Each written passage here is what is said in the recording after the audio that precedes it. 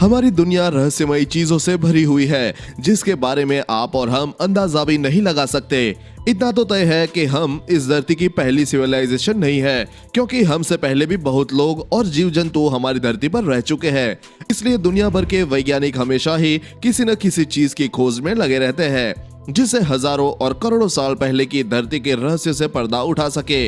ऐसे ही खोज में कई बार कुछ ऐसी चीजें मिल जाती है जिसे एक्सप्लेन करना बिल्कुल आसान नहीं होता। तो चलिए आज हम आपको बताते हैं कुछ ऐसी ही चीजों के बारे में जिनका राज सदियों तक जमीन में दफन रहा। मिस्र के काहिरा से दक्षिण पश्चिम में लगभग 150 किलोमीटर दूर स्थित है वादी अल हितन यानी वैली ऑफ हेल्स, जो एक पुरातात्विक स्थल है द्वारा जुलाई 2005 में विश्व धरोहर स्थल घोषित किया जा चुका है। अब आप सोच रहे होंगे कि यहाँ ऐसा क्या है।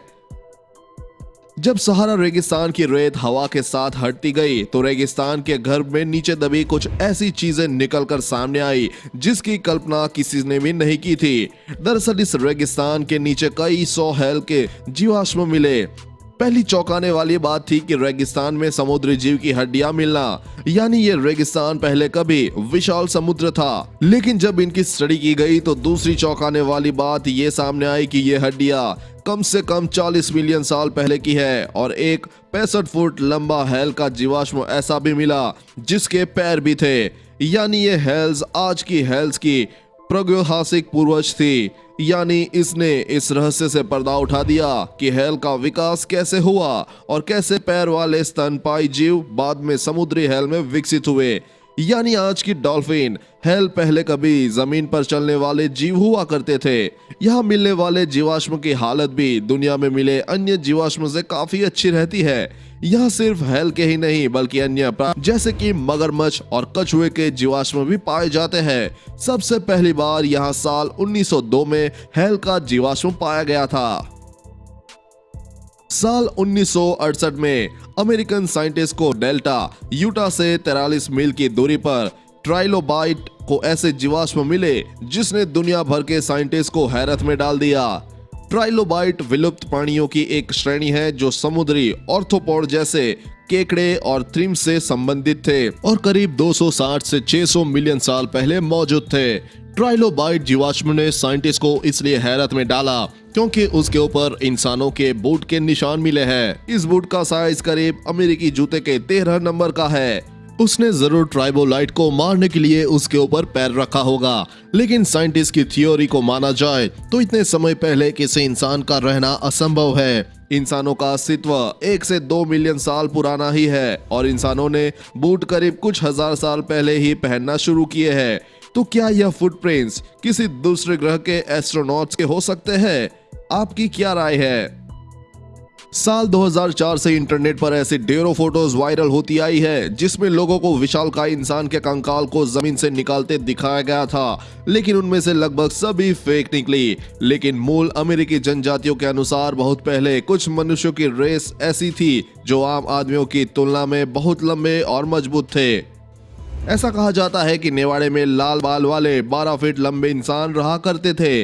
ये कहानी इंडियन अमेरिकियों द्वारा लवलॉक गुफा में भीमकाई लोगों की हत्या से जुड़ी है। विशाल कद वाली ट्राइब को सीते कहा जाता है जो दूसरी ट्राइब्स पर हमला करती थी। इससे परेशान होकर दूसरी सारी ट्राइब्स एकजुट हो गई और उन्होंने विशाल कद वाली ट्राइब को गुफा में छिपने के लिए मजबूर कर दिया, जिसके बाद उस गुफा के मुंह पर आग लगाकर उन्हें मार दिया गया और गुफा को बंद कर दिया गया। 1911 में जेम्स हार्ट की कंपनी द्वारा वहां खूब माइनिंग की गई, जिस वजह से वहां मिली चीजें या तो बर्बाद हो गई या खो गई। लेकिन 1912 और 1924 में कैलिफोर्निया विश्वविद्यालय द्वारा वहां खोज की गई और वहां से हजारों आर्टिफैक्ट्स बरामद किए गए जिनमें कुछ बेहद चौंकाने वाले थे, जैसे एक 15 इंच की सैंडल और बख्त की मम्मी मिली। गुफा के अंदर विशालकाय हाथ के निशान भी मिले।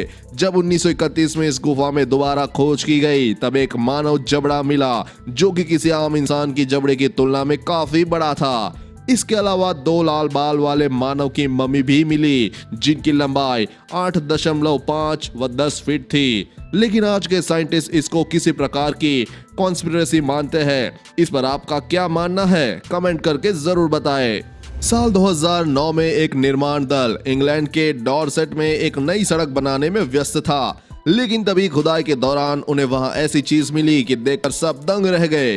पहले तो उन्हें एक के ऊपर एक बेतरतीब रखे इंसानी धड़ मिले जिनके सिर ही नहीं थे। ये देखकर निर्माण दल चौंक गया। आनन फानन में आसपास की जगह की जब खुदाई की गई तो थोड़ी ही दूरी पर इन घड़ों के साथ 51 सिर मिले। अब बारी थी वैज्ञानिकों की पता लगाने की कि ये आखिरी कौन थे और इनके सिर ऐसे काट कर क्यों अलग कर दिए गए। जब कार्बन डेटिंग की गई तो मालूम पड़ा कि ये सारी हड्डियां मर्दों की 930 से 1030 एडी के आसपास की थी। ये वो समय था जब अंग्रेज और वाइकिंग आक्रमणकारियों के बीच अक्सर लड़ाई होती थी, जिसमें अंग्रेज अक्सर हार जाते थे, लेकिन ये वाइकिंग्स थे या अंग्रेज ये पता नहीं चल पाया। यूके की NERC आइटोप्स जियोसाइंस लेबोरेटरी के जेन इवांस के नेतृत्व में किए गए नए अध्ययन में इनमें से 10 सिर के दांतों में टेल केमिकल मार्कर नामक आइसोटोप की जांच की गई, जो किसी व्यक्ति की भौगोलिक उत्पत्ति की जानकारी दे सकता है। इवांस ने बताया कि ये ब्रिटेन की तुलना में बहुत अधिक ठंडे क्षेत्रों के रहने वाले थे, यानी ये ब्रिटिश नहीं थे, लेकिन नॉर्वे और स्वीडन के वाइकिंग्स थे, जिन्हें शायद बंदी बनाकर यहाँ मार दिया गया। इसके अलावा ये सब नग्न अवस्था में ही मारे गए थे, क्योंकि किसी भी प्रकार के कपड़े या कोई नामो निशान नहीं मिला और आसपास ना ही इनके हथियार, यानी ये युद्ध के दौरान नहीं मारे गए। हड्डियों की और जांच करने पर मालूम चला कि ये सारे स्वस्थ और बेहद मजबूत कद काठी वाले योद्धा थे और इनकी हड्डियों पे तीरों और तलवार के गहरे कट भी मिले। लेकिन ये आज भी रहस्य बना हुआ है कि हमेशा जीतने वाले मजबूत वाइकिंग्स अंग्रेजों की पकड़ में कैसे आए या उन्होंने आत्मसमर्पण क्यों किया होगा। इस पर आपका क्या मानना है? साल 2018 में किसान जेम्स ब्रिसल और उनके पड़ोसी चेल्सी मिशिगन में अपने गेहूं के खेत में एक ड्रेनेज पाइप लगाने के लिए खुदाई कर रहे थे। तभी 8 फुट की गहराई पर उनका मशीन अटक गया। पहले तो उन्होंने सोचा कि शायद नीचे कोई पत्थर है, इसलिए मशीन को खुदाई में परेशानी हो रही है, लेकिन जल्द ही उन्हें एहसास हो गया कि वो कुछ ऐसी चीज है जिसकी कल्पना उन्होंने सपने में भी नहीं की होगी। दरअसल वो एक 3 फुट की विशाल हड्डी थी। यह मानते हुए कि यह जीव वस्तु एक डायनासोर की हड्डी हो सकती है, किसान ने 10 मील की दूरी पर स्थित university of Michigan museum of palaeontology से संपर्क किया। विशेषज्ञों ने आकर जब खुदाई शुरू की तो वो दंग रह गए। दरअसल वो था हिमयुग के विशाल हाथी यानी वूली मैमोथ का सिर। मैमथ्स लगभग 11,700 साल पहले अपने लापता होने तक उत्तरी अमेरिका में घूमते थे और पहले से ही मिशिगन में बड़े पैमाने पर प्रागैतिहासिक जानवरों में से केवल 30 के अवशेष पाए गए हैं। विशेषज्ञों ने कहा कि यह हड्डियां एक वयस्क पुरुष की है जो 11,700 और 15,000 साल पहले के बीच यहां रहते थे और मरने के समय इसकी उम्र 40 साल की रही होगी। बाद में इसे यूनिवर्सिटी ऑफ मिशिगन म्यूजियम में आम आदमियों के देखने के लिए प्रदर्शनी में लगा दिया गया। दिसंबर 2015 अर्जेंटीना में किसान जॉन्स एंटोनियो ताजी हवा लेने के लिए घर से निकले, लेकिन एक स्थानीय खेत के पास पहुंचने पर एक नदी के किनारे उन्होंने कुछ ऐसा देखा जो हकीकत से परे था। दरअसल नदी के कटाव से वहां एक छेद हो गया था और उसमें उन्हें काफी विशाल और गोलाकार चीज दिखी। जब उन्होंने वहां खुदाई शुरू की तो वो अंडाकार चीज और उभरती चली गई।